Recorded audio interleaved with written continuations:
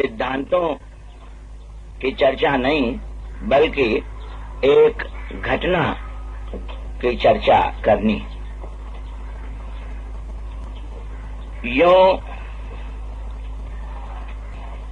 गंगा पार का चुनाव क्यों लड़ा गया, इसके कारण बहुतेरे हैं। एक कारण की तरफ आपका ध्यान सबसे पहले खींचता हूं कि जो कार्यक्रम या बहसें देश की राजनीति में चलनी चाहिए उनको उभारना और निखारना था, वो काम हो नहीं पाया। मुझे पहले ही से डर था कि प्रधानमंत्री के खिलाफ चुनाव में दिलचस्पी किसी भी स्थिर स्वार्थ को नहीं होगी, न अखबार वालों को होगी, न बने बनाए संगठित राजनीतिक दलों को होगी, और होगी भी तो जरूरी नहीं है कि हम लोगों की तरफ हो, खिलाफ हो। इसलिए पहले से मुझे इतना तो मालूम ही था या समझो अंदेशा था कि ये काम पूरी तरह से सफल नहीं हो पाएगा। फिर भी जिन बातों को हम लोगों ने उठाया और जिन पर थोड़ा बहुत कांग्रेस दल को मजबूर कर पाए कि वो जवाब दें, पहले मैं वही गिनाए देता हूं, बताए देता हूं। चाहे चुनाव के दौर में ये सब चीजें मशहूर नहीं हो पाई, लेकिन अब उन्हें मशहूर करना चाहिए। बंबई के चुनाव में और गंगा पार के चुनाव में यही फर्क है कि वो चुनाव जब तक चला तब तक लोगों का ध्यान बहुत अपनी तरफ खींचे रहा, वरना उसमें कोई खास मतलब नहीं था। लेकिन इस चुनाव में क्योंकि प्रधानमंत्री को एक प्रगतिशील आदमी या दल के हैसियत से समझा जाता है, एक खास महत्व तब भी था और ये चालू महत्व रहेगा। इसलिए अगर हम लोगों से हो सके तो इस बहस को अब मशहूर करना चाहिए। अब एक बात दाम बांधो वाली काफी चली और गांव-गांव में फैल गई और बड़े ठोस रूप में फैली कि 3 पैसे के लागत खर्च की मिट्टी की तेल की बोतल 4.5 आने में कैसे बिक रही। वो एक तरह से जैसे समझो जंगल की आग की तरह फैल गई। लोग मुंह खुद इसका प्रचार करने लगे।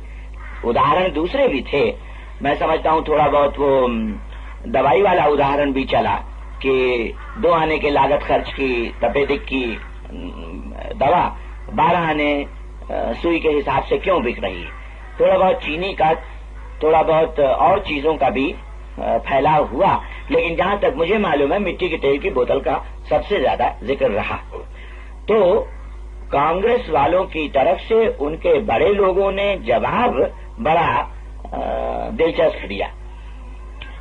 तो उनसे पूछा गया और बहुत बड़े जो उनकी तरफ से बड़े प्रचारक थे, उन्होंने कहा कि हमसे ये सब सवाल क्यों पूछा करते हो, जाओ बनियों से पूछो क्यों वो 3 पैसे की चीज को 5 आने में बेचते हैं।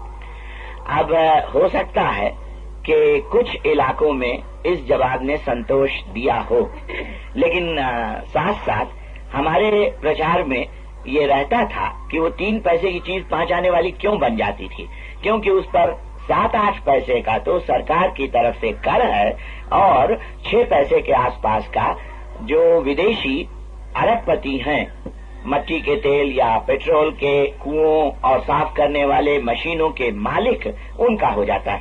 तो समझो 7 पैसा सरकार और 6 पैसा, 7-6 13 पैसा, तो ये खाली कर और नफे का हो गया। तो ये प्रचार हुआ। लेकिन अगर ये बात और ज्यादा फैले कि वो 3 पैसे वाली चीज कैसे हो जाती है 4.5 आने 5 आने वाली, तो इनकी कलई ज्यादा खुले।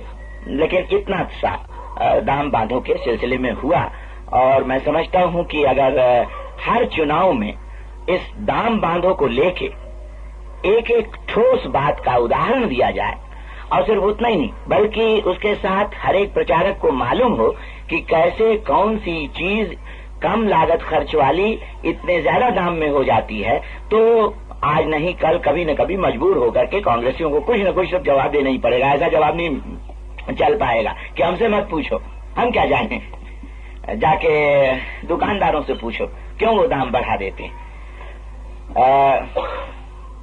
कई एक चीजों का दाम, उदाहरण के लिए हम लोगों को जान लेना चाहिए, मैं सब यहाँ नहीं दोहराऊंगा। जैसे बिजली की यूनिट है, कोई 3 पैसे के लागत खर्चे में कहीं कहीं तो 2-2.5 पैसा या 4 पैसा के लागत 5 पैसे तक जाता है कि लागत खर्चे में एक इकाई बिजली की बनती, जो कि बिकती है 6 आने 7 आने 8 आने 9 आने में।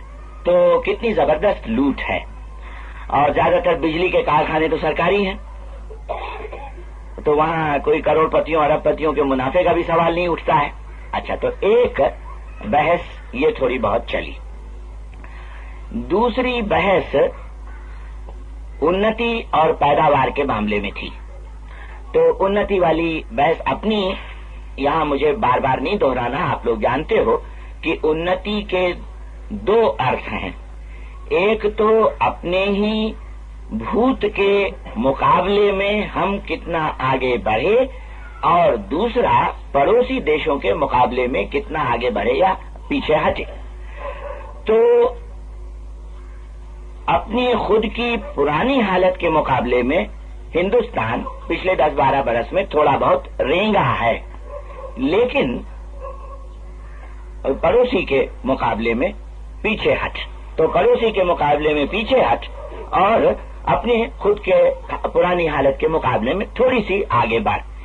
और इसके जो आंकड़े थे वो भी काफी मशहूर हुए, जैसे कि 5 रुपया हर आदमी हर साल हिंदुस्तान की प्रगति है, और रूस अमेरिका जैसे देशों के 250 रुपया हर आदमी हर साल उन्नति। तो ये पीछे हट हुई। अब इस पीछे हट के साथ साथ कुछ आंकड़े भी मशहूर हो गए हम लोगों की तरफ से। मिसाल के लिए हिंदुस्तान में अनाज की पैदावार करीब 8 करोड़ टन है। हालांकि सरकार कभी कभी 10 करोड़ भी कह दिया करती है। आंकड़ों के बारे में सरकार इतनी ज्यादा हिंदुस्तान की मस्त है कि 7 करोड़ से लेकर 10 करोड़ तक कुछ भी वो कभी किसी महकमे के जरिए कह सकते हैं। तो 8 करोड़ आप मान लो, 9 करोड़ मान लो। चीन के अनाज के पैदावार के आंकड़े होते हैं 54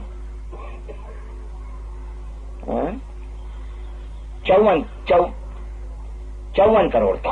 अच्छा, अब वो खुद जो बोलते हैं, तो मैं कह दिया करता था कि ये चीन के आंकड़े जो वो खुद बताते हैं उन्हें नहीं मानना चाहिए, जो असली है मैं कोई 25-30 करोड़ कहा करता था। तो भी हिंदुस्तान और चीन के मुकाबले में तो फर्क हुआ ना, 9 करोड़ और मान लो 25 करोड़ या 30 करोड़, तो 2.5 गुना 3 गुने का फर्क हुआ।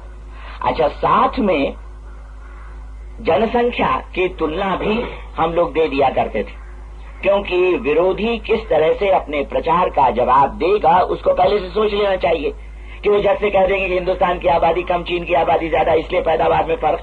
तो हिंदुस्तान चीन की आबादी में 1.5 गुने का फर्क है। तो अगर मान लो आबादी के फर्क के अनुपात में हो तो 9 करोड़ की जगह कितना होना चाहिए? 13.5 करोड़, 14 करोड़ समझ लो।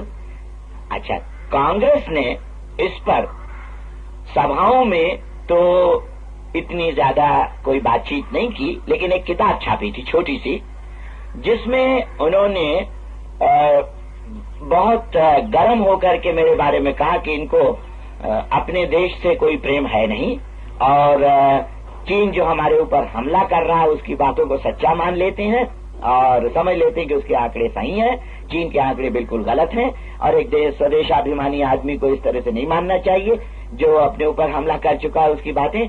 और चीन तो 54 करोड़ कहता है, लेकिन हम अच्छी तरह से जानते हैं कि वो सिर्फ इसे आधा पैदा करता है। अब लिखने वाले ने तो सोचा कि बड़ी भारी बात कह डाली और बड़ा भारी शेर मार डाला, लेकिन मान लो ये सही है, कांग्रेस का कहना कि जो चीन पैदावार की बात कहता है उससे आधा ही सही है, तो कितना सही हुआ? 27 तो सही हो गया ना। तो 27 करोड़ मान लो अपना है, 8 करोड़ या 9 करोड़ या 10 करोड़, 9 करोड़ है तो 27 करोड़, 3 गुने का फर्क हुआ ना। और कितना जबरदस्त फर्क हो गया। अब ये सब छपा हुआ है। इन चीजों को लेकर के बहुत बड़ा प्रचार सारे देश में किया जा सकता है कि कैसे ये आर्थिक मामलों की बहस को गंदा या गलत तरीके से चलाते हैं, झूठ वगैरह भी रहती है। और ये साबित हो सकता है कि कैसे हमारा पड़ोसी देश हमारे मुकाबले में आगे बढ़ता जा रहा है। एक देश जिसने कि हम पर हमला कर दिया, ऐसा देश। अब इस उन्नति वाले सवाल का एक दूसरा भी पहलू, और वो ये कि जो 5 रुपए फी आदमी फी साल हिंदुस्तान में उन्नति होती है, वो जाती कहाँ है? तो उस संबंध में प्रधानमंत्री खुद पहले से बहुत जकड़े हुए थे, क्योंकि वो कई जगह कह चुके थे कि मुझे पता नहीं कहाँ जाती है, जाके ढूंढो निकालो कहाँ जाती है। कमेटी बैठाओ, और शायद एक कमेटी बैठी हुई है ढूंढने के लिए कि ये 5 रुपया कहाँ चला जाता है हर साल। उस पर हम लोगों ने तो कहा था कि ये वैसी बात है कि जैसे कोई थानेदार अपने थाने में चोरी करवाए और फिर लोगों को सांत्वना देने के लिए ऐलान कराए कि अब मैं पता लगाऊंगा कि कौन चोरी करता है। अब ये 5 रुपए वाला हिसाब कम से कम प्रधानमंत्री के चुनाव क्षेत्र में इतना खूबी के साथ देखा जा सकता है, क्योंकि वहां पर गांव के बीचों बीच एक चौराहा बनाया है, सड़कों का चौराहा, उसको कहते हैं सहसों का चौराहा, जहां पर बनारस, जौनपुर, प्रतापगढ़, इलाहाबाद, नैनी की सड़कें अलग अलग दिशाओं में जाती। बीच में खूब लंबा चौड़ा एक गोलाकार बगीचा सा है, जैसा कि यूरोप अमेरिका में तो सैकड़ों क्या हजारों, 10,000 50,000 में है। लेकिन हिंदुस्तान में मैं समझता हूं कि गांवों के बीच में एक सड़कों का इतना खूबसूरत चौराहा शायद और कहीं नहीं, तो सरसों का चौराहा। तो फिर एकाएक मुझको सूझा कि इन लोगों को, गांव वालों को यही बात बताई जाए कि जो हिंदुस्तान में उन्नति हो रही, ये कहना कि बिल्कुल नहीं हो रही है, जैसा कि हमारे लोग कई दफे प्रचार में कह दिया करते हैं, ठीक नहीं, एक तो गलत, दूसरे लोगों पर असर नहीं करता। क्योंकि कांग्रेस वाले झट जाके कह देते हैं कि देखो ये विरोधी दल वाले आते हैं, कहते कांग्रेस के जमाने में कोई उन्नति नहीं हुई। कैसे नहीं हुई? सड़कें बना रहे हैं, मकान खड़े हो रहे हैं, जिनके फूस के मकान थे उनके खपरेल के हो गए, जिनके खपरेल के थे उनके सीमेंट के हो गए। ये सब बातें कहते हैं, तो उससे हमारी सब सही बातें भी किसानों, मजदूरों या साधारण जनता की आंखों में गलत जचने लग जाती। तो ऐसी बात नहीं कहनी चाहिए। असल में उन्नति के अलग अलग रूप को बताते हुए अगर कहो कि ठीक है आगे बढ़ हुई, रेंग करके आगे बढ़ हुई सारे देश के पैमाने पर, लेकिन वो कहाँ हुई? सरसों का चौराहा, इलाहाबाद रेलवे स्टेशन बहुत मजबूत था, अभी 30-40 बरस और चल सकता था, लेकिन शायद 80 लाख के खर्चे से नया बनाया गया है, आधुनिक बनाया गया। तो ये तो एक प्रतीक हुए, मतलब कि जितने भी हवाई अड्डे, रेलवे स्टेशन, चौराहे, खूबसूरती और आधुनिकता के लिए उन पर पैसा खर्च करना। इसी तरह से एक दूसरा रूप है जो कि आप लोगों को ध्यान में हमेशा के लिए रखना चाहिए बहस के लिए, और वो है कि हर बड़े शहर में नए नए बंगले बने, काफी संख्या में बने। अब जैसे अहमदाबाद शहर में 25,000 रुपए से लेके 1,00,000-2 लाख की लागत वाले बंगले पिछले 10-12 बरस में कोई 8-10 हजार बने, 8-10 हजार बंगले। अब जो 50,000 और लाख की लागत से बंगला बनेगा, वो तो साफ बात है किसी अमीर आदमी का हुआ ना, मतलब बाबू वर्ग का नहीं। वहीं पर मुझको ये शब्द सूझा था कि हिंदुस्तान में हर साल करीब 4-5 लाख या 3 लाख लोग बाबू वर्ग से उठकर साहब वर्ग में पहुंचते हैं। बाबू वर्ग तो काफी बड़ा है अपने देश में, खास तौर से जाति प्रथा के कारण बहुत से फटेहाल लोग भी बाबू हो जाते हैं, पैदाइशी कारणों से, चाहे उनके पास पैसा न भी हो, गरीबी में गरीबों से भी ज्यादा गरीब हो, लेकिन कुछ समाज के गठन के कारण। और इस बाबू वर्ग में से कोई 3, 4 या 5 लाख आदमी हर साल इस तीसरी पंचवर्षीय या चौथी, दूसरी जो भी पंचवर्षीय योजनाएं हुई हैं उनके कारण से उठ जाते हैं। और साहब वर्ग माने मोटी तरह से आप कसौटी रख सकते हो 1000 रुपए महीने से ज्यादा वाले, 1000 रुपए महीने की आमदनी या खर्चा। अच्छा, अब ये साहब वर्ग सिर्फ अहमदाबाद शहर में 8-10 हजार बड़ा है तो बिल्कुल साफ तय है ना, उनके बंगलों से जान सकते हो। अच्छा, अहमदाबाद, समझो लखनऊ, दिल्ली का तो कहना ही क्या है। अब वो जहां कहीं वो मथुरा रोड सड़क है या चाणक्यपुरी है, फिर बंबई, कलकत्ते में तो ये चीज थोड़ी छुप जाती है क्योंकि वो इतने बड़े आकार के हैं कि जो नई नई चीजें बन रही उनकी तरफ लोगों का ध्यान नहीं जाता है। अब जब लोग मुझसे पूछते हैं कि हिंदुस्तान समाजवादी हो रहा है तो इतनी हंसी उठती है। समाजवादी होने की ये पहचान है कि देश के अंदर जो गरीब और बाबू वर्ग के लोग हैं जिनको समाजवादी बनाया जा सकता था, उनमें से हर साल 3-4 लाख आदमियों को साहब वर्ग में उठाते हो, और वो भी एकदम से ऊपर ठेठ वाले साहब वर्ग नहीं, क्योंकि जो करोड़पति हो जाते हैं या जो बिल्कुल राज्य के मालिक हो जाते हैं वो तो जोखिम उठा सकते हैं, लेकिन ये बेचारे टटपूंजी है 2-2, 4-4, 5-5, 10-10 लाख वाले, इनको तो पूंजी के लिए एक बहुत जबरदस्त ममता हो जाती है ना, चिपकने लग जाते हैं। अब एक आदमी जिसने बेचारे ने 20-30 बरस की मेहनत करके सारी जिंदगी पैसा गिन गिन करके बचा करके अगर छोटी सी बंगलिया बनाई है तो वो तो बड़ा चिपक के रहेगा ना उस संपत्ति से। तो बजाय इसके कि हिंदुस्तान की जनता में समाजवादी भावनाओं को पिछले 10-12 बरस में मजबूत किया गया होता, जिसके सहारे कभी ये पूंजीवाद खत्म होता, 10-12 बरस में बाकायदा समाजवाद का हनन करने वाले ऐसे ये 2, 4, 5, 10 लाख की हैसियत वाले चिपकने वाले चिपकू पूंजीपति पैदा हुए हैं। तो इस बात को भी हम लोगों ने अपने प्रचार में किया। ये असल में सच पूछो तो मैंने कहा था घटना का जिक्र करूंगा, लेकिन है तो ये सब सिद्धांती वाली बात। तो ये उतरी उस चुनाव में आई। अच्छा, 700 का चौराहा, बंगलिया, फिर ये भी सिद्धांत की बात कि अंग्रेजों का राज खत्म होने पर पहले 2-3 बरस तो कांग्रेसी सरकार ने पुराने निहित स्वार्थ, जिनको मैं कह चुका हूं 2 नंबर के राजा या पुश्तैनी गुलाम, उनसे छेड़खानी की, खास तौर से जो देशी रियासतें। लेकिन तीसरे बरस के बाद से ही या चौथे बरस के बाद से ही बजाय उनकी ताकत को खत्म करने के, बिरला वगैरह की ताकत मतलब साफ है पैसे की ताकत को खत्म करने के, जो कांग्रेसी बड़े लोग नेता थे और राजा बने, वो अमीरों को नीचे थोड़ा घसीटने के बजाय लपक करके खुद उनके बगल में जा बैठे। तो नेहरू महाराज बिरला महाराज को घसीटने के बजाय लपक करके नेहरू महाराज की बगल में जा बैठे या जयपुर महाराज की बगल में जा बैठे। तो ये एक प्रत्यक्ष नतीजा हुआ है पिछले 10-12 वर्षों का। तो ये सब बातें रखी और इसीलिए हम लोगों की तरफ से प्रचार हुआ कि ये कांग्रेसी सरकार समाजवादी है या प्रधानमंत्री समाजवादी हैं। ये तो बिल्कुल झूठ बात है, क्योंकि समाजवाद के 2 कसौटियों को जो मुख्य है अपनाओ आर्थिक जीवन में, एक तो है मिल्कियत और दूसरे है आमदनी या खर्चा।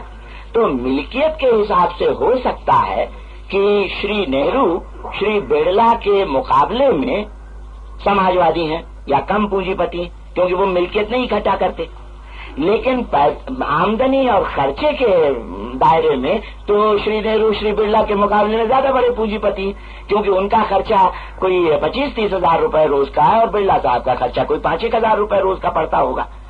तो खर्चा, आमदनी ये उतनी ही बड़ी कसौटी है जितनी की मिल्कियत, और खास तौर से हिंदुस्तान में, क्योंकि हिंदुस्तान में जो अभी मैंने फर्क बताया है तो यूं दुनिया भर में, लेकिन हिंदुस्तान में जो दिमागी और राज को चलाने वाली जातें हैं वो एक तरफ अलग हैं और मिल्कियत को इकट्ठा करने वाली जातें वो दूसरी तरफ अलग हैं।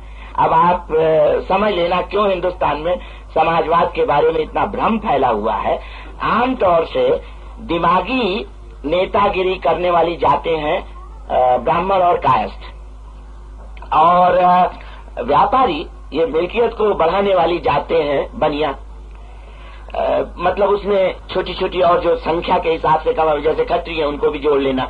तो ये अब लेकिन सब बनिया नहीं, सब ब्राह्मण नहीं। अब उस बहस में अभी मैं नहीं पढ़ूंगा। ये तो आप साहब जानते हो कि जहाँ जात प्रथा होती, चक्की जब पीसने लग जाती है तो ब्राह्मण बनिए को भी पीसती है, उसमें भी छोटा छोटा गिरोह, फिर छोटा गिरोह, फिर छोटा गिरोह, बनते बनते ऐसी हालत पैदा हो जाती है कि ब्राह्मण में खाली सारस्वत और बनियों में खाली मारवाड़ी। वो भी मारवाड़ी पूरे राजस्थान वाले नहीं, वो तो बेचारे मरते रह जाते हैं, लेकिन वो एक छोटा सा इलाका है सीकर वाला, वहीं पे सारी दौलत इकट्ठा फिर होने लग जाती। तो ये बातें कुछ हिंदुस्तान के समाज रचना में आ गई हैं। हाँ, एक बहस की बात मैं आपको और बता दूं तो ब्राह्मण तो ज्यादातर चले थे प्रधानमंत्री की तरफ, तो साफ ही बात है। तो मैं उनसे यही सवाल पूछता था, ये ठीक है कि समाजवादी पार्टी छोटी जातियों को उठाना चाहती, विशेष अवसर देना चाहती, ये अहीर और तेली और जुलाहा और बंगी को, और 60 सैकड़ा, लेकिन 40 सैकड़ा आखिर बचा न, वो आज किसके पास जा रहा है? आप समझते हो कि ब्राह्मण राजा है इस वक्त हिंदुस्तान का, उस ब्राह्मण ने किस ब्राह्मण की उन्नति करवाई है? और फिर एक सवाल मैं समझता हूँ काफी जोर से गंगा पार के मतदाताओं के सामने आया कि कौन सा मिशिर और शुकुल और पाठक और दुबे कितनी तादाद में ऊंचे उठा है। आखिर दिल्ली की सरकार में अगर हिसाब लगाओ तो सारस्वत ही तो ज्यादा है ना कि जो ऊंचे उठे, क्योंकि जाति प्रथा इतनी सड़ गई है। तो वो चीज तो कुछ थोड़ी बहुत समझ में आती थी, लेकिन इस प्रचार में इतनी कामयाबी नहीं आई, क्योंकि मेरा ऐसा ख्याल है कि ज्यादातर ब्राह्मणों ने तो प्रधानमंत्री को ही वोट दी, जो गरीब है उन्होंने भी, क्योंकि इतनी जल्दी 1-2 महीने में ये सब चीजें थोड़ी साफ हो जाया करती। अच्छा, तो खैर अब ये प्रचार और सिद्धांतों की बातें बहुत सफाई से और बहुत जड़ वाली रखी गई थी।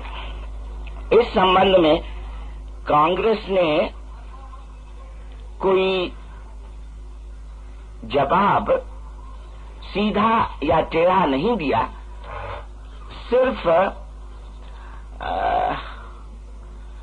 हल्ला मचाया। आज जैसे मिसाल के लिए हम आपको बताएं, हमारी कई सभाओं में ठेला आता था और उस पर लड़के लदे रहते थे। कई सभाओं में तो स्कूल के लड़कों की टोली आकर के झंडा लेकर के हल्ला मचाती थी। क्या हल्ला? वाह रे नेहरू तेरी शान, हरा भरा है, हरा भरा है हिंदुस्तान, वाह रे नेहरू तेरी शान। अब पहले दिन जब हमने ये नारा सुना, हमारे समझ में नहीं आया। बहुत जब कहा, ध्यान दिया, हमने कहा हरा भरा है हिंदुस्तान, तो खैर और मौका मिला। आखिर ये नारा जिस किसी ने लगाया होगा, बनाया होगा, तो वो कोई बिल्कुल ही झूठा रहा, वो बात नहीं। देखने का दोष, अभी जो लक्ष्मीकांत जी ने कहा ना, सत्य माने दृष्टि। अब उस बेचारे की वो दृष्टि थी, उसकी सहजों वाली दृष्टि थी। बहुत हम लोगों को मौका मिल जाता था कि वो भी सच बोल रहा है, लेकिन किसकी दृष्टि से? वो चाणक्यपुरी, अहमदाबाद वगैरह में जो आर्थिक उन्नति हुई है, उस दृष्टि से जब देखेगा तब तो हिंदुस्तान हरा भरा दिखाई पड़ेगा भाई। या सहसों के चौराहे की दृष्टि से तो हरा भरा दिखाई पड़ेगा, लेकिन जो चौराहों के चारों तरफ झोपड़ियां हैं उनकी दृष्टि से देखेगा तब वो जो हमारा पुराना नारा चला आ रहा है, वाह रे नेहरू तेरी शान, नंगा भूखा हिंदुस्तान। अच्छा, इस नंगे भूखे हिंदुस्तान के बारे में हम आपको एक किस्सा और सुना दें। अब पता नहीं कहाँ तक ये सही है। मुझको ये किस्सा नेहरू महाराज के दरबार की एक औरत से सुनने को मिला। तो उसने मुझको बताया, या उन्होंने मुझको बताया कि तुम्हारे कुछ लोग, और शायद उसने ये भी कहा कुछ औरतें भी थी, वो कहीं ये लोग, तो वो तो मैं बताऊंगा, लेकिन मतलब जो उसने कहा, तो एक किस्सा आता है सिलसिले से ना। तो नेहरू महाराज के दरबार की औरत बेचारी क्या जानती थी कि वो सरस्वती थी और अलमेलू थी। वो तो मुझको बता रही थी कि तुम्हारे कुछ लोग थे, जब नेहरू महाराज सफर कर रहे थे तो वहां कुछ घेर सा लिया। अब जो पुलिस के लोग थे उन्होंने कोशिश किया इनको हटाने की, तो नेहरू महाराज ने मना किया कि नहीं, इनको मत हटाओ। और फिर ध्यान से सुना और मालूम होता है ये हल्ला मचा रही थी कि वाह रे नेहरू तेरी शान, नंगा भूखा हिंदुस्तान। तब प्रधानमंत्री ने बहुत ध्यानावस्थित अवस्था में होकर अपने बगल में बैठे हुए आदमी से कहा, क्या गलत कह रहे हैं, सही तो कह रहे हैं, नंगा भूखा हिंदुस्तान। तो चले आए। अब ये बात सही है या नहीं है, इस बात को छोड़ दो, लेकिन ये कि ये किस्सा हमको सुनाया गया, ये किस्सा औरों ने भी सुना होगा। आप झट से देखो प्रधानमंत्री की निष्पक्षता, न्याय वृत्ति कितनी ज्यादा सामने आ जाती है।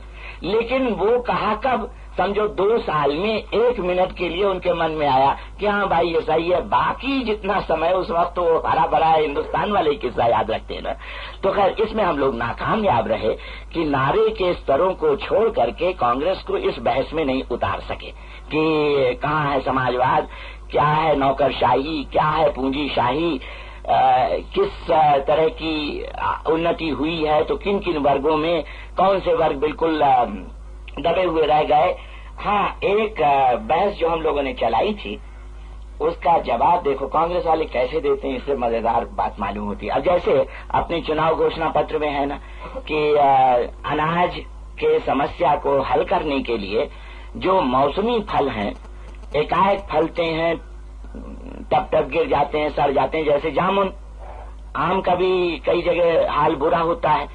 इन सबों के लिए 20-40 गांव में एक मुरब्बे का कारखाना खोल करके साधारण जनता, गरीब बच्चों के लिए कुछ इंतजाम करेंगे। अब उसको मैं कहा करता था, वैसे अनाज के मामले में और भी बातें थी, जैसे ये कि समझो एक 15 करोड़ तो जिंदगी में एक बार भी भरपेट खाना नहीं खाते। शब्द अच्छी तरह से याद रखना, यानी दिन में एक दफे नहीं, पूरे जीवन में एक दफे भी भरपेट खाना नहीं खाते। और जो 20-25 करोड़ भरपेट खाना खाते भी होंगे तो वो खाते क्या है? अब हम लोगों के बोलने का ढंग था दाल भात, भात दाल, दाल भात। अब वो बेचारे सब सुनने वाले, उन पर असर तो पड़ता ही था। और जो अंगूर है और सेब है और मक्खन है और नाशपाती है, वो अपने 50 लाख बड़े लोग, साहेब लोग, जिनके नेता हैं श्रीमान प्रधानमंत्री साहब, वो अपना हजम कर ले जाते हैं। तो वो चीज कुछ सामने आ जाती थी जनता के। अब कांग्रेस वालों को कोई जवाब नहीं मिला सिवाय इसके, अब आए कहते मुरब्बा खुलवाएंगे, कारखाना खोलेंगे। इतना रुपया चोर बाजारी में कमाया। अब मेरे बारे में ये प्रचार है, चोर बाजारी में इतना रुपया कमाया, लोहे की दुकान खोल करके, तब क्यों नहीं मुरब्बे के कारखाने खुलवाए? अब इसमें कोई शक नहीं कि बड़े चतुर लोग हैं। जो जीत जाए आज की दुनिया में वही चतुर। हम तो इन सब चीजों पर नाराज नहीं होते, आपसे साफ कह देते हैं, क्योंकि हिंदुस्तान बिल्कुल झूठा हो गया। तो झूठ का किस्सा सुन करके अब हमको नाराजी नहीं होती, खाली ये होता है कि देखो क्या बताएं, हमारा सच अभी इतना कमजोर है कि उसके मुकाबले में टिक नहीं पाता। ये तो तबीयत नहीं होती कि अब हम भी उनका मुकाबला उसी तरह से कर डालें, वैसे तो नहीं। लेकिन ये प्रचार, और ये लोहिया पांडे वाला प्रचार खूब चला था, क्योंकि इलाहाबाद शहर में एक मशहूर आदमी,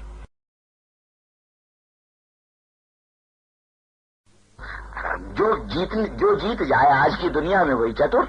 हम तो इन सब चीजों पर नाराज नहीं होते, आपसे साफ कह देते हैं, क्योंकि हिंदुस्तान बिल्कुल झूठा हो गया।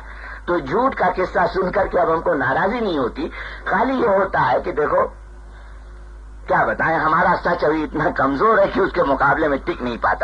ये तो तबीयत नहीं होती कि अब हम भी उनका मुकाबला उसी तरह से कर डालें, वैसे तो नहीं। लेकिन ये प्रचार, और ये लोहिया पांडे वाला प्रचार खूब चला था, क्योंकि इलाहाबाद शहर में एक मशहूर आदमी, उसकी दुकान है लोहे की, और उसका नाम है लोहिया पांडे। अब मुझे नहीं मालूम कि उसने कभी चोर बाजारी की या नहीं की, लेकिन ये कि अब हम कितने गांवों में पहुंच पाते थे, हमारे आदमी कहां पहुंच पाते थे। वहां हमारा पहले कोई दल का संगठन था नहीं, तो जहां कहीं नहीं पहुंच पाते थे, या जहां कहीं पुराने कांग्रेसियों में कोई न्यायप्रिय आदमी नहीं होता था। ये मैं आपको बता दूं, पुराने कांग्रेसियों में जो लखनऊ और दिल्ली की गद्दी से बहुत ज्यादा फायदा नहीं उठा पाए हैं, काफी ऐसे थे जो न्यायप्रियता के कारण जबरदस्त प्रहार हम पर नहीं होने देते थे। नए कांग्रेसी तो कभी कभी हमको रास्ता भी गलत बता देते थे। ये जो नए नए निकले ना 20-25 बरस वाले, ये तो पूछो कहाँ जाना, कह देंगे वहां जाओ।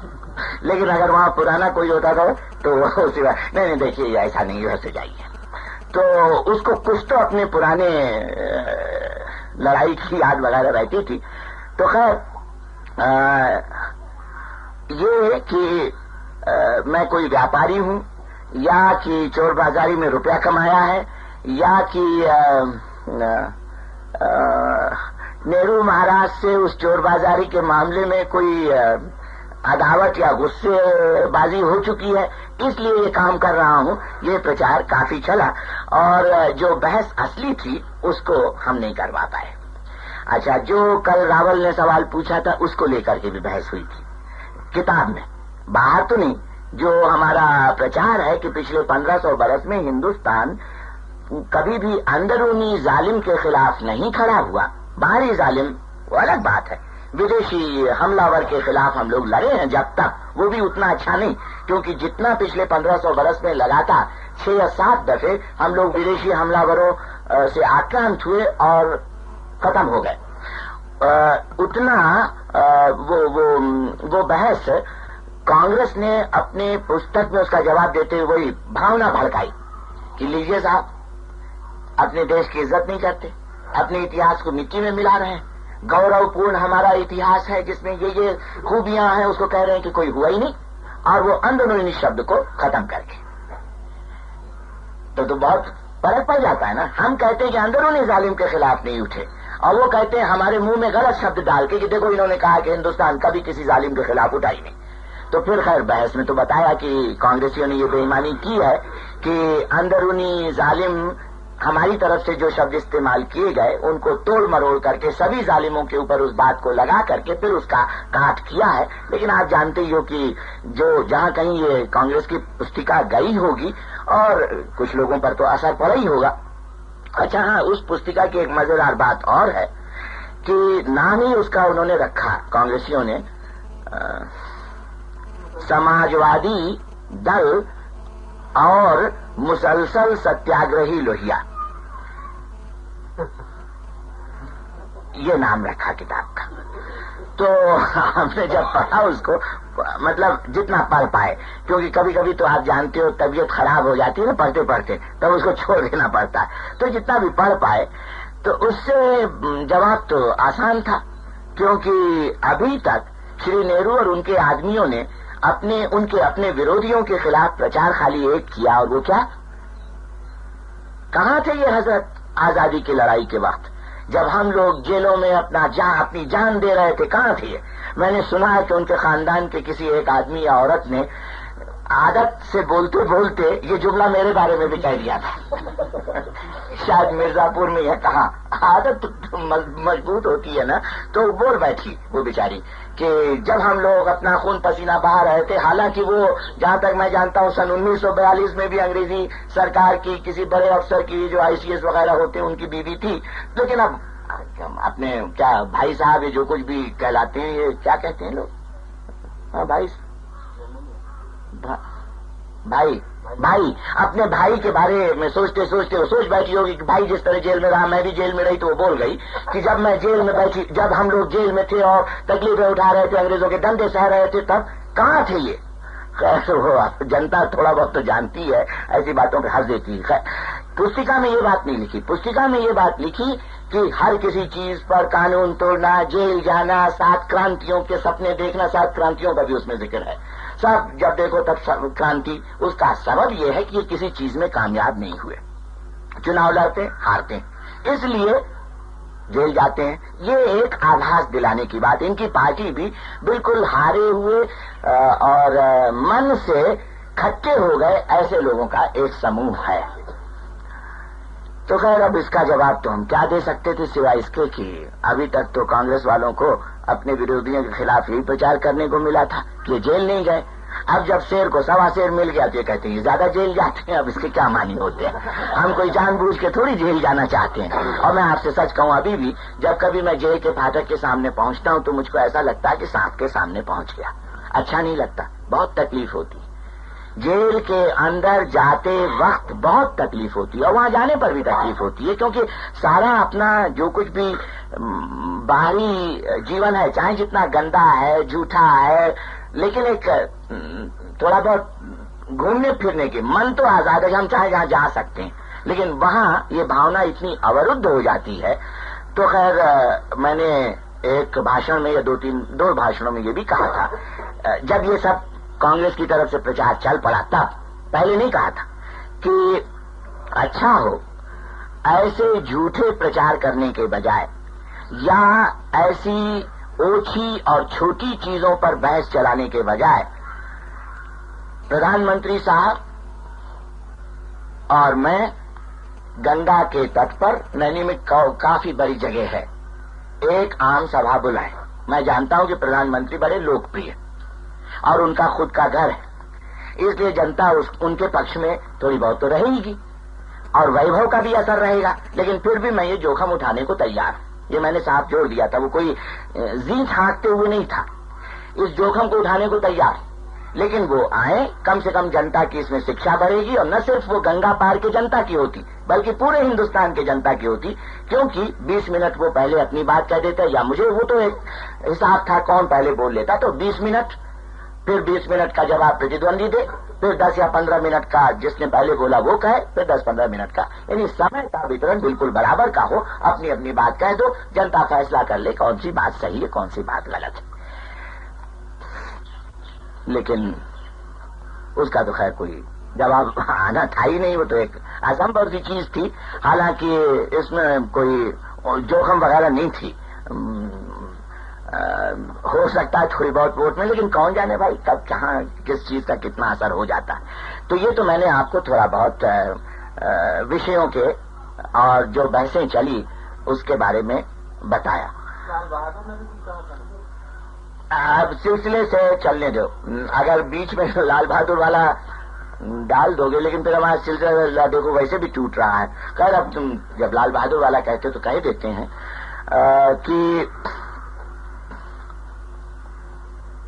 किसी सभा में एक या दो जगह घर मंत्री ने कहा कि मुझको, किस बात पे से, गृह मंत्री की जगह।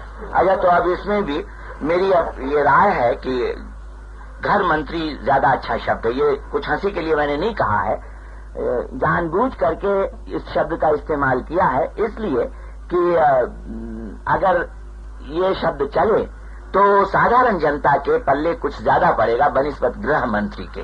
गृह और घर तो एक ही चीज है ना, घर खाली गृह का क्या बोलते हैं अपभ्रंश है जो जनता ने पिछले 1000 या 500 बरस में बना डाला है। अच्छा, उन्होंने कहा कि मुझको, यानी मेरे लिए कहा, मुझको ये काम नहीं करना चाहिए था। आखिर किसी जमाने में प्रधानमंत्री से मेरा निकट सा संबंध था और प्रधानमंत्री साहब प्यार करते थे या मानते थे, उनका जो भी शब्द रहा हो, तो ऐसा काम मुझे नहीं करना चाहिए था। और फिर उन्होंने ये भी जोड़ दिया कि और जो कुछ आज वो हैं, आखिर प्रधानमंत्री ने तो उनको बनाया है। तो जब मैं इलाहाबाद पहुंचा, मुझको लोगों ने ये भाषण बताया तो मन में तो हंसी आई, अब गुस्सा कम आता है ऐसी बातों पे। तो मैंने अपनी सभा में कहा कि मैं इन सब चीजों पे तो बोलना नहीं चाहता था और आगे भी नहीं बोलूंगा, लेकिन जब लाल बहादुर जी बनने और बिगाड़ने की बात करते हैं तो जो बनने बिगाड़ने का अर्थ है उससे लाल बहादुर जी खुद जरूर बने हैं। अब उनके महल हैं, मकान हैं, पैसा है, बीवी बच्चों की हालत सुधरी है, हम कौन सा बने, हम तो बिगड़े ही हैं। बनने का तो कोई सवाल है नहीं। कुछ थोड़ा बहुत मान लो अगर उनके रास्ते पर चलते जो हमारा बनाव हो सकता था वो रुका ना, और बिगाड़ ही हुआ है। अब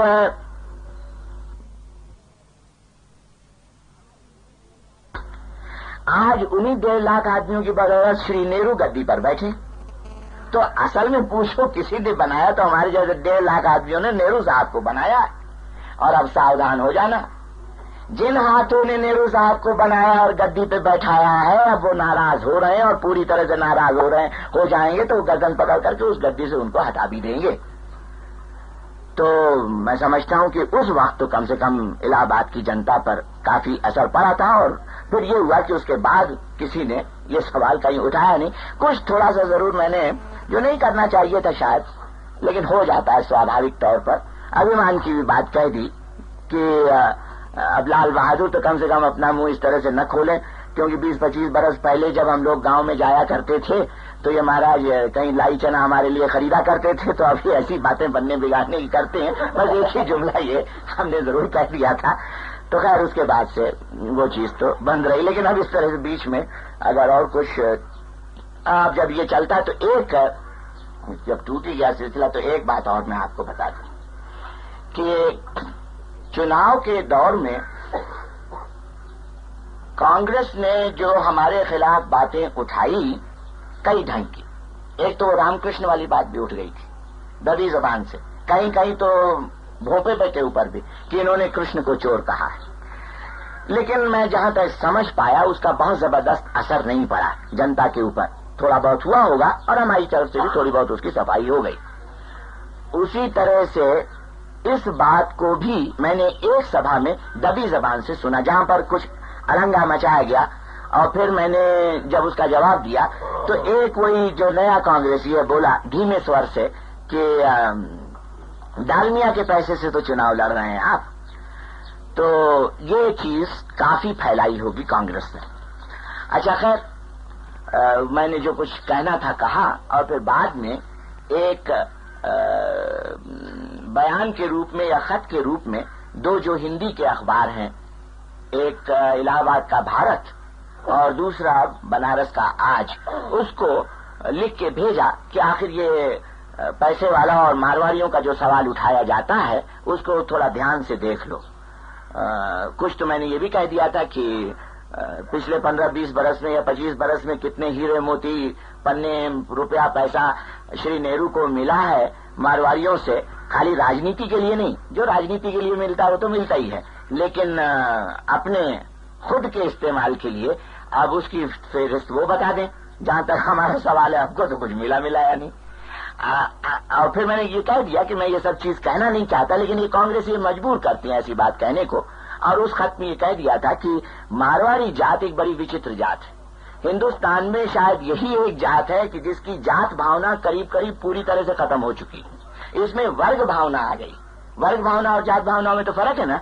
वर्ग भावना मतलब पैसा वैसा, तो वर्ग भावना वाली ये मारवाड़ी जाति मेरी कैसे सगी संबंधी हो सकती है? वो सगी संबंधी है श्री नेहरू के, और पैसा देना होता है उनको देते हैं। और जो बात बाद में साबित भी हुई, क्योंकि जाने कहां से एक नागपुर का कोई सेठ है, अब भला कहां नागपुर, कहां गंगा पार इलाहाबाद, भेज रहा है 6 मोटर गाड़ियां, एक ठेला, एक ही सेठ। ऐसे न जाने कहां के सेठ कौन साधु भेज रहे हैं, कौन मोटर भेज रहे हैं, कौन रुपया भेज रहे हैं, वही मारवाड़ी लोग। और हमारे यहाँ तो सिवाय एक आध जो हमारे साथ पढ़े लिखे लोग हैं उनकी एक मोटर खाली आई थी, उसके अलावा कहीं कोई सवाल ही नहीं था। अच्छा, फिर इसको लेके राज्यसभा में बाद में बतकर खड़ा हुआ। राज्यसभा में गंगा पार के चुनाव में सरकार की तरफ से या कांग्रेस की तरफ से जो बेईमानियां हुई उनको मुरहरी जो अपना सदस्य हो गया है कुछ बताने लग गया। शुरू में उसने ये नहीं बताया किस चुनाव क्षेत्र के लिए मैं कह रहा हूं, तो उसने कहा कहां पर जाली वोट पड़े, कहां पर बक्सों में बिना। अब आप अंदाजा लगाइए कि इतना जीती हुई जगह, यानी कि आप लोगों में से तो किसी ने सोचा नहीं था कि हम जीत सकते थे, लेकिन मैं जानता था कि मैं जीत सकता था अगर जरा कुछ मेहनत और हुई होती, कुछ पहले मामला होता, कुछ पैसा और होता। लेकिन खैर अब वो सब अफसोस करने से क्या फायदा। तो एक डब्बे में 100 वोट के कागज मिले जिनके ऊपर की पोलिंग स्टेशन की मोहर नहीं। अब जब 100 कागज ऐसे मिले तो न जाने कितने 5,000, 10,000, 15,000 कागजों का मामला हो सकता है। एक जगह कोई 15-16 बरस का बच्चा है, जाली वोट डालने गया था, पकड़ा गया। बच्चा खुद कह रहा है कि मैं वो नहीं हूं, मुझको दूसरों ने भेजा है, जाली नाम से भेजा है। पोलिंग अफसर कह रहा नहीं, तुम झूठ बोल रहे, तुम असल में वही आदमी, इसलिए तुम वोट डालो। अब हमारा पोलिंग एजेंट मना कर रहा है, लेकिन पोलिंग अफसर नहीं कुछ उसका ध्यान दे रहा है। तो फिर बाद में कोई 500-700 आदमियों ने उस स्टेशन को घेर गार लिया और बलवे जैसी हालत हो गई। तब जाकर के पुलिस ने कोई क्या बोलते हैं वो रपट लिखी, रपट वो कुछ और भी नाम होता है, लेकिन वो तो खाली लोगों को शांत करने के लिए किया था। अच्छा खैर, तो इन सब घटनाओं का थोड़ा बहुत जिक्र जब राज्यसभा में आया और फिर फूलपुर शब्द जहां सुना कांग्रेसियों ने, वो जो कांग्रेस के सदस्य हैं वो बौखला गए। ये क्या कर रहे हो, चुप रहो, अगर ऐसा करना है तो जाकर के पिटीशन करो, वो चुनाव याचिका करो। तब मुरहरी ने जवाब दिया कि हम लोग क्या चुनाव याचिका करेंगे, पैसा कहाँ है, असर क्या होता है। तब फिर से कांग्रेस के किसी सदस्य ने चिल्ला करके कहा, जिन कलकत्ते के मारवाड़ियों के पैसों से चुनाव लड़े हो, उन्हीं के पैसों से अब जाकर के चुनाव याचिका भी करो। तो सब जगह कांग्रेसियों की तरफ से ये छेड़खानी हो रही थी। मैंने तो खैर इस बात की कभी कोई सफाई दी नहीं है। आपको मैं बता दूं कि जो भी हिंदुस्तान में जात भाषा वगैरह को लेकर के अलगाव हो रहा है, उसकी शुरुआत ये कांग्रेसी करते हैं। जहां इनको फायदे की कोई चीज आती, जब वो देख लेते हैं कि किसी आदमी को किसी पैमाने पर बहस करा करके या उसके खिलाफ लांछन लगा करके उसको हराया जा सकता है, वोट कम की जा सकती है, तो उस वक्त एक सेकंड के लिए वो हिचकते नहीं कि कौन सा प्रचार इस्तेमाल कर रहे हैं। अच्छा खैर, ये कांग्रेस की तरफ से आया। तब मुरारी ने वहां राज्यसभा में भी कह दिया कि देखो, अब ये सब बातें छेड़ोगे, अब वो जुमला तो सुन रखे था हमारे भाषण का, तो फिर मैं फेरिस्त दूंगा तुमको उन हीरे और मोती के जो तुम्हारे नेता ने और उनके कुटुंब ने सिर्फ राजनीति के लिए नहीं बल्कि अपने लिए। अब वो राज्यसभा में जो छपा है उसमें हीरे मोती का जिक्र नहीं है, उसमें कुटुंब का तो है कि किन मारवाड़ियों ने कब प्रधानमंत्री और उनके कुटुंब को क्या क्या पैसा दिया या मदद दिया, उसका हम यहाँ पर कहो तो हिसाब बताएं। तो उसके बाद तो कांग्रेस वालों की तरफ से खूब जोर से हल्ला मचा और वो बात आगे नहीं बढ़ पाई। लेकिन फिर जब प्रधानमंत्री बहस का जवाब देने खड़े हुए तो उन्होंने कहा कि मेरे छाती पर एक पत्थर पड़ा हुआ है और उस बोझ को आज मैं उतारना चाहता हूँ। चुनाव के दौर में कुछ ऐसी यहाँ राज्यसभा में बातें कही गई, न सिर्फ मेरे बारे में बल्कि मेरे कुटुंब के बारे में, उससे मुझको बड़ा आघात पहुंचा। और तब उन्होंने कहा कुटुंब को नहीं खींचना चाहिए था। और जो उनका तरीका होता है कि अगर मुरारी साहब को कहना था तो मुझको बताते, मुझको खत लिखते, हमेशा एक तर्क उनका रहता और सफाई ले लेते। लेकिन खैर जो बात हुई, मैं तो सारे चुनाव में किसी मारवाड़ी को नहीं जानता, सिर्फ एक को जानता हूं और वो मेरा माननीय प्रतिद्वंदी। अब देखो, अब लोग कहेंगे चालाक, मैं भी कहता हूं चालाक, लेकिन बहुत ही गिरावट वाले आदमी के ये सब जुमले हो सकते हैं, क्योंकि मैंने कभी भी इन जात वाले मामलों का इस्तेमाल अपने स्वार्थ के लिए नहीं किया। और मेरी कोशिश, आप लोग तो जानते ही हो, पिछले 15-20 बरस में और खास तौर से पिछले 5-7 बरस में यही रही है कि किसी तरह से ये जात वगैरह खत्म हो। लेकिन प्रधानमंत्री खुद इन सब चीजों को भड़काते हैं। अब वैसे हम चाहें तो कहीं ज्यादा मसाला है कश्मीरी सारस्वत के लिए, और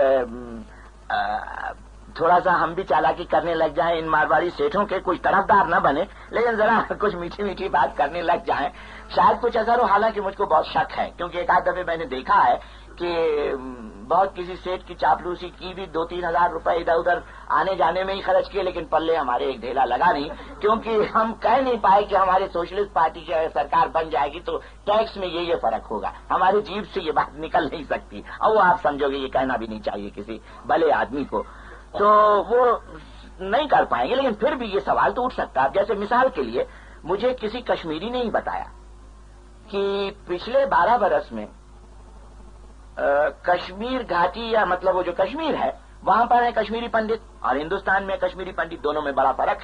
वहां के कश्मीरी पंडित बहुत गरीब अभी भी, और उनको मौका नहीं मिल पाता है अभी भी।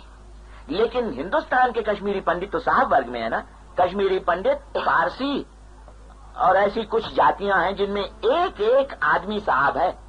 अच्छा, तो उधर से इधर 12-15 बरस में वो मुझे कह रहा था 22,000 कश्मीरी पंडित आए हैं और उनको धंधा रोजगार मिला, ऊंची ऊंची नौकरियां मिली। अब मैं उसका नाम तो यहाँ बताऊंगा नहीं, वो बेचारा मर गया। वो गया था मेरे खिलाफ प्रचार भी करने, फिर बाद में मुझको आके बताता भी है कि मैं जाना पड़ा। अब आप तो समझते हैं, हमको माफ करिएगा, लेकिन अब हम तो वहां पे कोई खास प्रचार विचार करने गए नहीं थे। इधर भी कुछ कह देते थे, उधर भी। अब जैसे उसने बताया कि नेहरू महाराज के घर में ये जो लड़के हैं ना, कल लखनऊ और कानपुर वाले, इनके बारे में बहुत जोर से हल्ला मच रहा था। ये क्या हो रहा है, इलाहाबाद के चुनाव में देखो लखनऊ के लड़के आ रहे हैं, कानपुर के लड़के आ रहे हैं, और विश्वविद्यालय के लड़कों को, इलाहाबाद के भी लड़के काफी गए थे, तो बहुत जोर से हल्ला था। तो उसने धीमे से खाली यही कहा कि उनके तो खाली लखनऊ, कानपुर और इलाहाबाद के लड़के आ रहे हैं, लेकिन हम लोगों का जो कश्मीर से काफिला आ रहा है उसका क्या हिसाब जवाब दो। तो कभी कभी मजाक की और दिलचस्प बातें विरोधी के खेमे में भी हो जाया करते हैं। खैर, अब ये मामला छेड़ते हैं प्रधानमंत्री या उनके आदमी। उस वक्त खैर मुरारी था नहीं राज्यसभा में, होता तो मैं नहीं जानता वो क्या जवाब देता, लेकिन अगर मेरे जैसा आदमी होता तो फिर इस बात को कहता कि देखो आप खुद इस सवाल को छेड़ते हो, क्यों आपकी छाती पर पत्थर पड़ा रहता है, क्यों छेड़ते हो, क्यों वहां चुनाव में छेड़ा, क्यों यहां राज्यसभा में छेड़ा। और आप कहो कि हम गुस्सा करें उस आदमी के ऊपर जो चिल्लाया था कि जाके कलकत्ते के मारवाड़ियों से पैसा लो। कुत्ते तो आप पाल के रखते हो, उन कुत्तों को दूसरों के ऊपर चढ़ा देते हो। तो जो भला आदमी होगा किसी ऐसे कुत्ते से काटा जाएगा तो कुत्ते के ऊपर थोड़ी गुस्सा करेगा, गुस्सा करेगा कुत्ते के मालिक के ऊपर ना। तो क्यों आप ये सारे काम किया करते हो। लेकिन चुनाव के प्रचार में, चुनाव के बाद भी ये कैसी चीजें चली हैं। और मैं खाली इतना ही आपसे कह सकता हूं कि जरा सी चोट खाने पर भी ये प्रधानमंत्री किस हद तक पहुंच गए हैं इस सारे वाकये से मालूम होता है।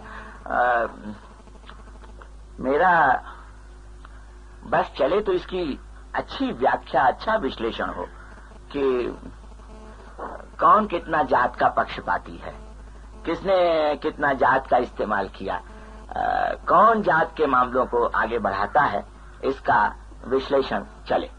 अच्छा, अब इसी तरह के और जितने प्रचार चले थे मैं समझता हूं उनमें से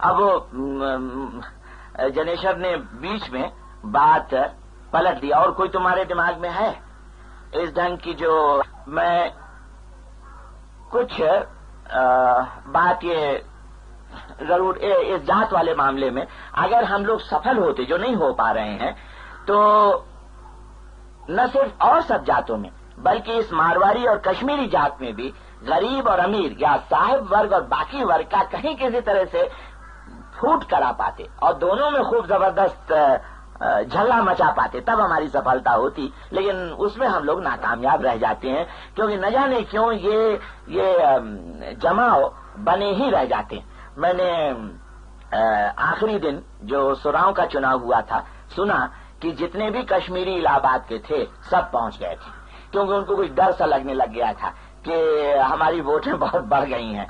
अब पता नहीं कैसे डर लग गया, मालूम होता है कि वोट ज्यादा थी, जो असल में आई गिनी गई 55,000 वो नहीं थी। वोट का अगर फर्क था तो 80-90 हजार हमारे थे और लाख के करीब प्रधानमंत्री के थे। फर्क सिर्फ इतना ही था। ये सही है कि अगर 2-3 महीने का और समय मिल गया होता, कुछ लोगों ने पैसा वगैरह भेजा होता। आप तो खैर भेजते क्यों, क्योंकि आपने तो सोच रखा था ये खाली हारने के लिए चुनाव लड़ा जा रहा है। कुछ और लोग आए होते चुनाव के प्रचार में, गांव गांव में फैल गए होते, तो पता नहीं इस चुनाव से क्या चमत्कार होता और क्या देश में बदलाव आ गया होता। लेकिन जो खलबली मची थी, जितने उनके लोग थे, मोटर वाले थे, जात वाले, सब पहुंच गए थे उस चुनाव क्षेत्र में। तो हमने खाली एक मारवाड़ी सेठ से बात करते हुए बाद में कहा कि भाई ये फिजूल है, अब किस तरह से हम इस मारवाड़ी पने को धोएं, क्योंकि हम तो मारवाड़ी है नहीं, वास्तव में देखा जाए तो है नहीं, हमारे पुरखे थे। हम खुद भी अगर कुछ थोड़ा बहुत है तो अवध के हैं, वो भी नहीं है, क्योंकि सच पूछो तो तमिलनाडु का या बंगाल का या महाराष्ट्र का इतना जबरदस्त असर पड़ा है इन सब सूबों का कि अब ये सब बातें करना फिजूल है। लेकिन जो ही हमने हंसी में कहा कि उनके तो सब पहुंच गए, अब तुम तो लोग तो नहीं आए। तो सेठ बहुत चालाक होते हैं, झट से उसने जवाब दिया, वो तो प्रधानमंत्री है ना, तुम प्रधानमंत्री बन जाओ, उसके तो 100 हम लोग आ जाएंगे, 10,000 बन तो जाओ एक दफे। अब पता नहीं कहां तक ये। खैर, तो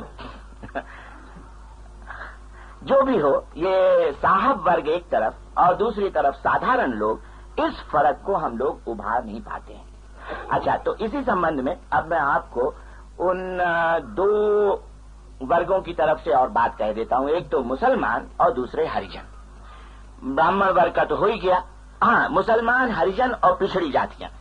पिछड़ी जातियां जो कि साधारण तौर पर समझा गया था कि हमारे साथ थी, मुसलमान और हरिजन के लिए कुछ संदेह था, तो अब मुसलमान की बात देखना। इसमें कोई शक नहीं कि ज्यादातर मुसलमान नेहरू साहब के साथ गए। क्यों गए, कैसे गए, वो तो एक लंबा चौड़ा किस्सा है। जाना हमारे साथ चाहिए था। और एक आध ऐसे वाकये हुए गजब के। अब जैसे एक इलाका है मऊआमा या कहाँ का, या और एक नगर पालिका तो नहीं, वो जो दूसरी होती है टाउन एरिया वगैरह, तो वहां पर नेहरू साहब के पूरे वोट थे, जो भी मतलब 1700-800 होते। लेकिन हम लोगों के प्रचार से हमारे विश्वविद्यालय के भी लड़के, इलाहाबाद के भी कुछ लोग जाया करते थे, रोज होते थे, इससे होते और आते कुछ हमने भी जो बोला उसका नतीजा हुआ कि 200-300 वोट तो हमको आ ही गए थे, या 400 ऐसे कुछ करीब करीब आधे वहां बट गए थे। एक आध जगह तो एक कोई 60-70 बरस का फूलपुर में ही एक मुसलमान था ना, वो हमारा भाषण सुन के कुछ रोने सा लग गया। बाद में उसने हमको पता चला, कहा उसने कि ये तो गांधी का आदमी है, इसको हम कैसे नहीं वोट देंगे, हम तो ऐलानिया देंगे, वो तो नौकरशाह है, वो तो राजा का आदमी है। तो उसके दिमाग पर असर तो पड़ा था, लेकिन ये चल नहीं पाया। जाहिर क्यों नहीं चल पाया मैं नहीं जानता, या तो इसके पीछे डर है, या इसके पीछे लालच है, या दोनों। अब जैसे कश्मीर के जो मुसलमान आते थे, मैंने सुना है कि मस्जिद में जाकर के कुरान की एक बढ़िया छपी हुई बढ़िया जिल्द वाली किताब देते थे।